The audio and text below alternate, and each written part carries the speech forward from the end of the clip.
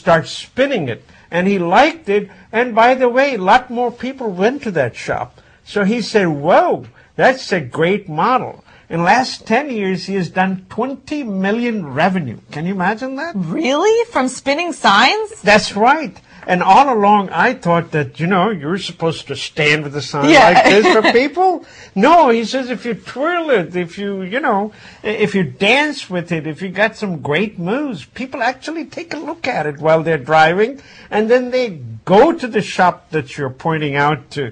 So it's a great business, though it's low tech, nothing like Wikipedia. But I like the model, $20 million in 10 years.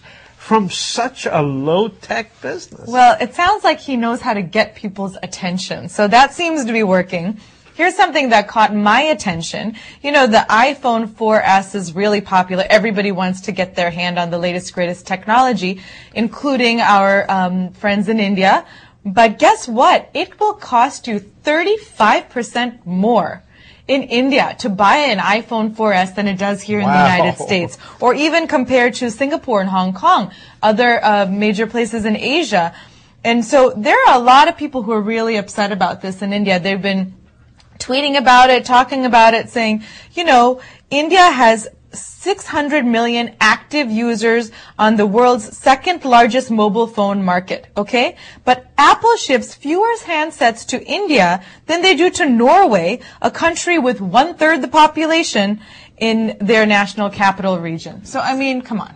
These countries have to charge duty. That's why it's much more expensive than what it will sell for in Norway or even in America. What's interesting is because a lot of Indians would then say, well, if I have a friend, family member, or business partner who's traveling, let's say to Hong Kong, they can buy the technology there for me and bring it back. But here's the big but. iPhone does not come with an international warranty. The warranty is only for the country where it was purchased. So, if you buy the phone in Hong Kong, your warranty is no good in India. Folks, you must have heard of Export-Import Bank of the United States of America. Their mission is to help the companies here in the United States in selling goods to the other countries. And what they do is they guarantee a certain amount of the purchase price of those goods for that particular company in that particular country, not in the United States.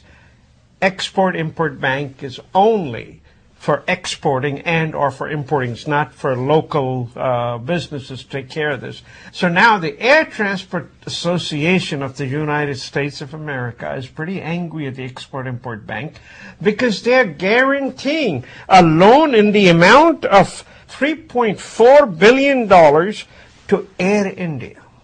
Really? Air India is an airline company that's actually almost going out of business. They're not even paying their employees. That's pretty bad. Yeah. Why would you want to back a loan for a company like that? Because Air India is buying a huge number of planes from Boeing. Okay. And the Air Transport Association, which is a conglomerate of a number of airlines, they're saying that's wrong.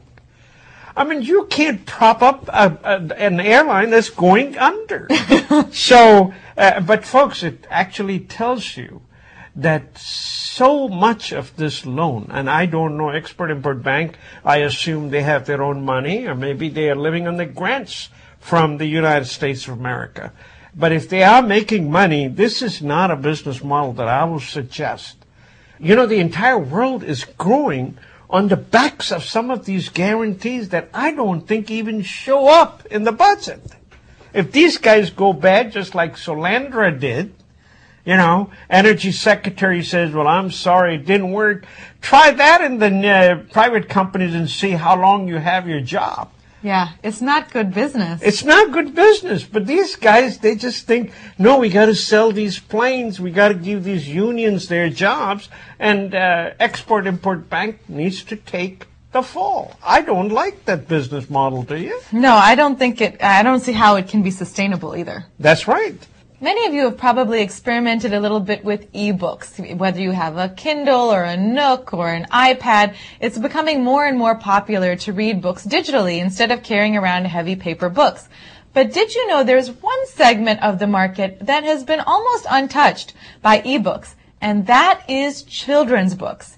even the parents who love reading things on their iPods and all their gadgets would insist on having paper books for their children.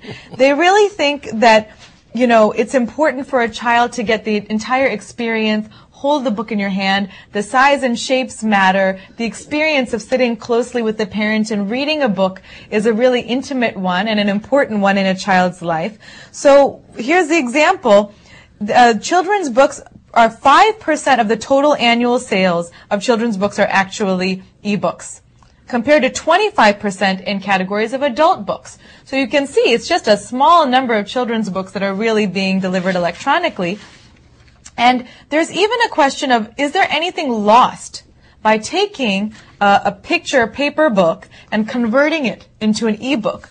Well, the director of the Center for Teaching Through Children's Books at the National Louis University in Chicago says, yes, there actually is a difference because shape and size in the book also matter. When a child opens a book, they can get a sense of scale, of color, of shape, and all of those things which... And the weight. Yeah, the ebook doesn't capture that.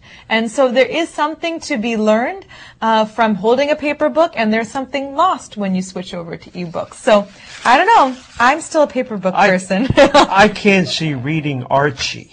Yeah. On on a notebook or right. ebook or a Nook or whatever it is. Right. And, this is Thanksgiving weekend, so food is about the most important thing everybody looks at. I came across this particular restaurant that's called Chapati, and it's opened in Little India in Artesia, California. I like the concept. You know how you go to Bombay Beach and they have these carts standing there. You can buy samosas, you can buy tikki, you can buy pav bhaji, and you can, golgappas. All of that is now available in that particular restaurant, in that particular format. In other words, they have those little dhabas, just like on the beach in Bombay. Oh, that's so fun! And it has also got like a open table and chairs, just like sitting in a courtyard or somewhere. It is a beautiful concept. I really think this concept can go national. I think you make a very important point, because whenever I've had Indian street food or chaat here in the United States, it's been at a restaurant, and there's like a disconnect for me there, because it's street food, right? Or it's beach food, and it's supposed to be sold in a stall, and you're supposed to be really casual about it, and it doesn't have the formality of a restaurant. So something gets lost in the restaurant experience, which it sounds like they've captured in California. That it really is. And by the way, folks, I want to tell you that you go to that particular dhaba and order the food, and you get it from there, and you can actually order it the way you like it. Yeah. Instead of being